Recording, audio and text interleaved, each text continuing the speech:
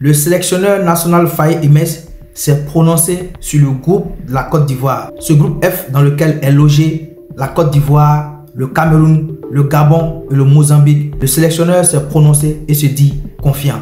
Les amis, on regarde cette vidéo attentivement jusqu'à la fin. On la partage, on la like et on donne notre point de vue en commentaire. Très très bonnes équipes, parce que vous avez oublié Mozambique aussi. Ce sont de très très bonnes équipes, donc ça va être à nous d'être prêts en tant que tenant du titre pour affronter ces trois équipes. On va pas faire l'erreur de dire oui, il y a Cameroun, parce que depuis tout à l'heure j'entends parler que du Cameroun, mais avant de jouer le Cameroun, on jouera Mozambique, et après le Cameroun, on jouera le Gabon.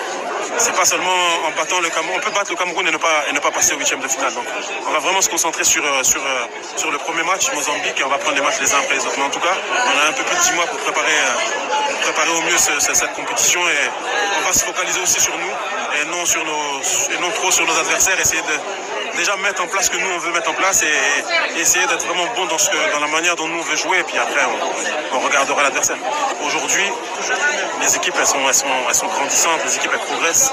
Aujourd'hui, il y a toute petite équipe. On parle de Mozambique Chapeau 4. Mozambique Chapeau 4, c'est une équipe qui a il y a quelques années en arrière, peut-être ce serait une équipe du chapeau 3 par exemple. Donc on est obligé d'avoir cette grinta, cette niaque si on veut, surtout quand tu remets ton titre en jeu.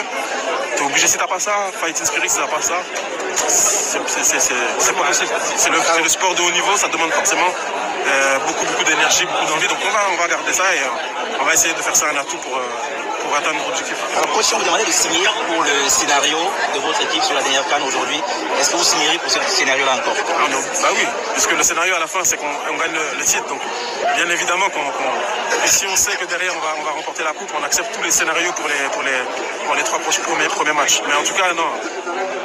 La vérité d'aujourd'hui, c'est pas la vérité de demain. La vérité d'aujourd'hui, c'est pas la vérité d'hier. Donc, on n'aura pas le même scénario, quoi qu'il arrive. Donc, on va essayer d'éviter de nous mettre dans des scénarios difficiles pour avoir à remonter. Donc, surtout que ça implique l'éviction de l'entraîneur principal en cours de compétition. Ouais, c'est ça.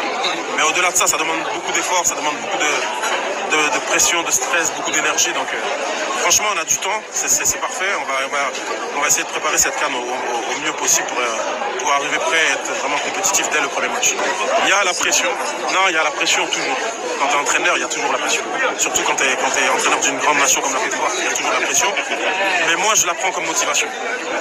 Je la prends comme motivation parce que ça m'oblige à travailler, ça m'oblige à réfléchir pour trouver des solutions contre des équipes qui vont jouer différemment contre nous, contre des équipes qui vont jouer à fond contre nous, peut-être plus que contre un autre adversaire. Donc c'est une pression, mais qu'on transforme en pression positive pour atteindre nos objectifs et avancer. Merci. Merci beaucoup.